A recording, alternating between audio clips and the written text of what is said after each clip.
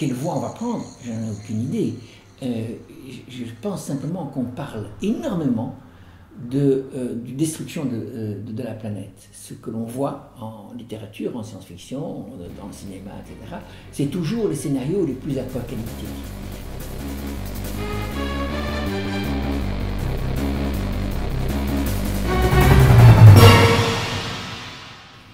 Et c'est considérablement préjudiciable, le fait de ne montrer que les mauvaises solutions et ne jamais nous montrer le mieux qui pourrait nous arriver. Quel est le sentiment que l'on a si on nous dit de toute façon ça va à la catastrophe? Bon alors, on n'a plus rien à foutre, si de toute façon on va dans le mur. Non, on a le choix, on peut éviter le mur. Ici on se trouve à la ferme urbaine, qui est un des projets de la SBL de début des haricots.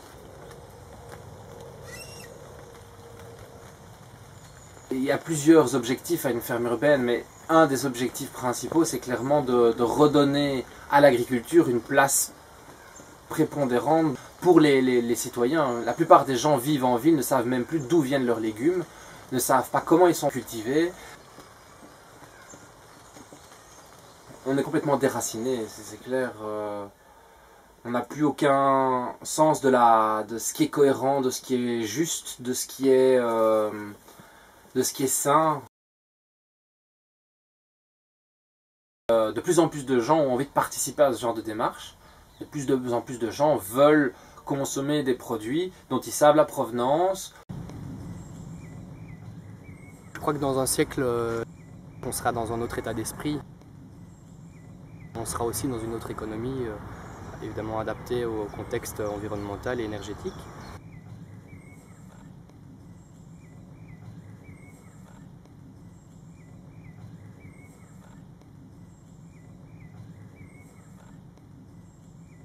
On réfléchira à ce moment-là à comment les choses se passaient au XXe siècle et encore au début du XXIe siècle, où on était dans une économie qui ne rendait pas les gens heureux, qui était une économie du gaspillage, une économie qui était en déséquilibre, qui était inégalitaire.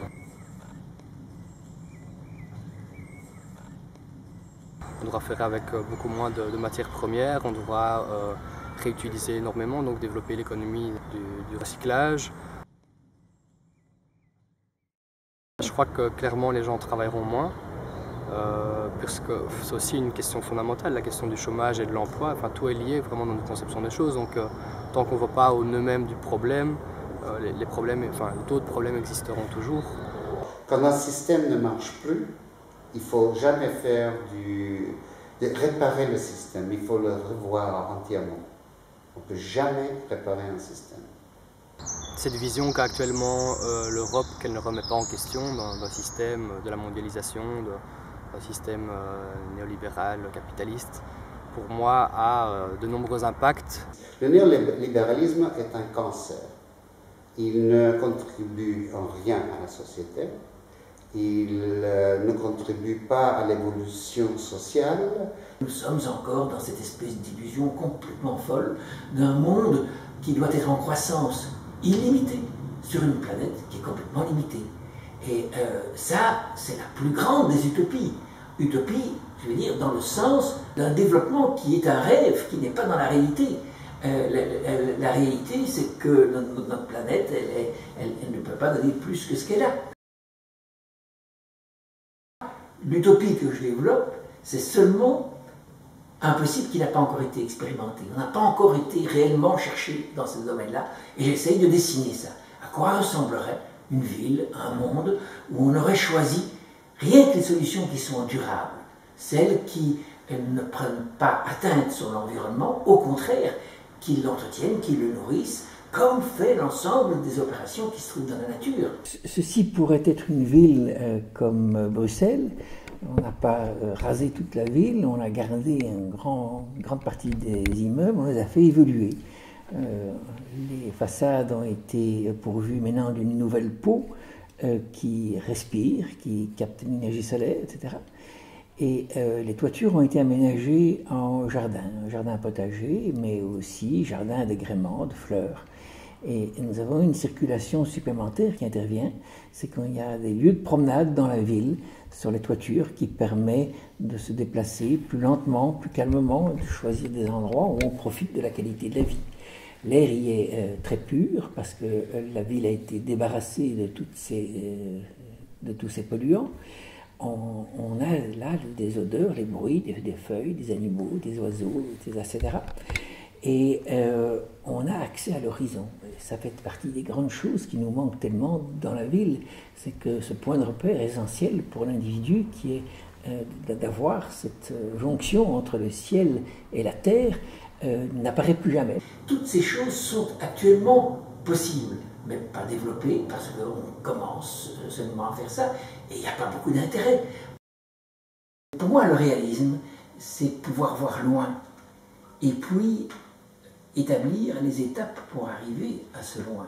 Si ce loin est un gouffre d'une catastrophe, c'est pas une vision, ça. Et le politique, lui, les décideurs, ils sont tous dans cette idée que ce qui fait qu'ils doivent décider des choses, c'est pour le très court terme.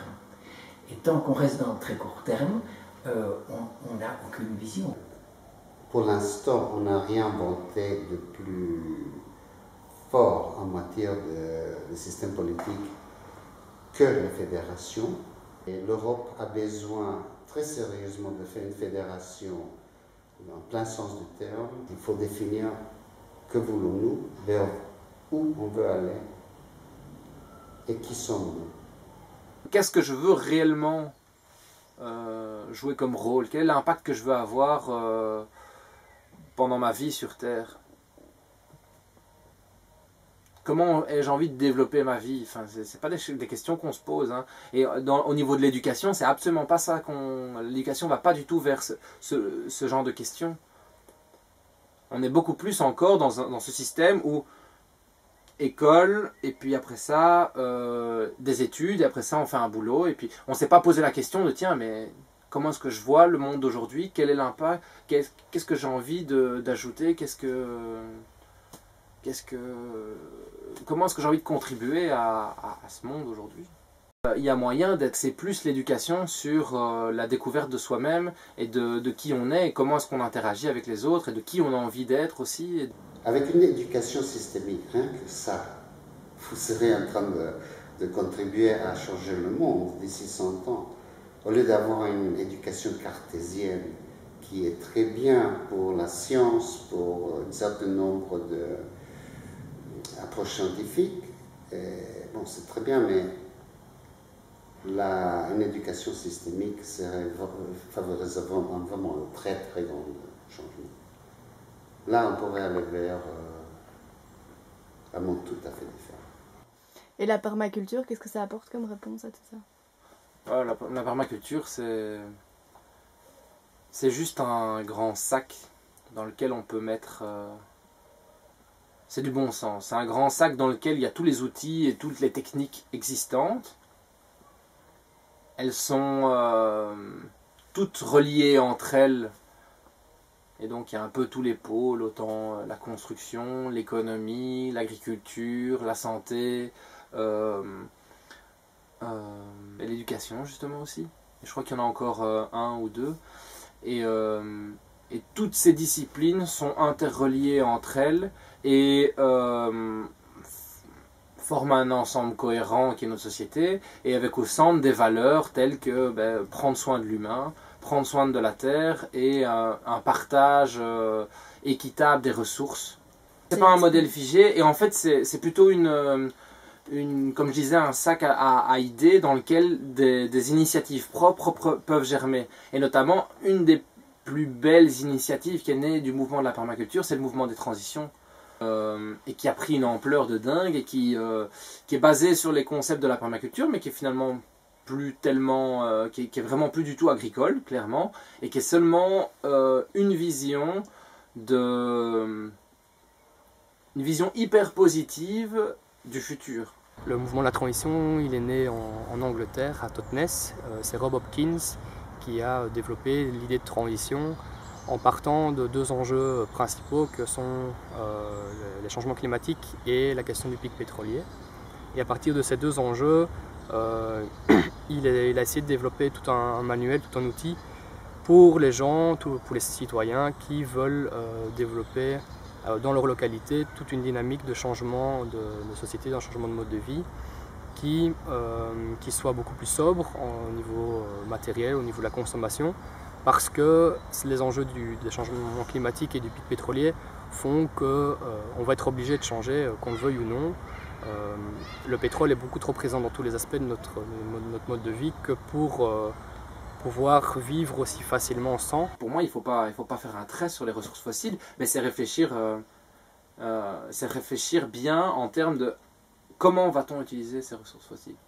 Comment va-t-on utiliser le pétrole pour qu'il soit utilisé de la manière la plus efficace. Est-ce que c'est en faisant des emballages pour des saucisses Zwan, ou bien est-ce que c'est en faisant, je sais pas moi, un barrage pour faire une turbine d'électricité utiliser de l'énergie pour en fabriquer plus, ça me paraît plus cohérent que pour faire un truc qui va être jeté, peut-être même pas consommé, dans 30% des cas. Moi je roule avec une petite voiture électrique et à pédale qui fait 90 km/h et qui consomme en électricité un demi-euro pour un plein en électricité avec lequel je peux faire 100 ou 150 km. 150 km si je pédale. Parce que je peux apporter mon complément d'énergie en faisant avancer mon véhicule. Et ces solutions, ça existe, elles sont là. Il suffit de regarder et voir que inventer un autre monde est à notre portée.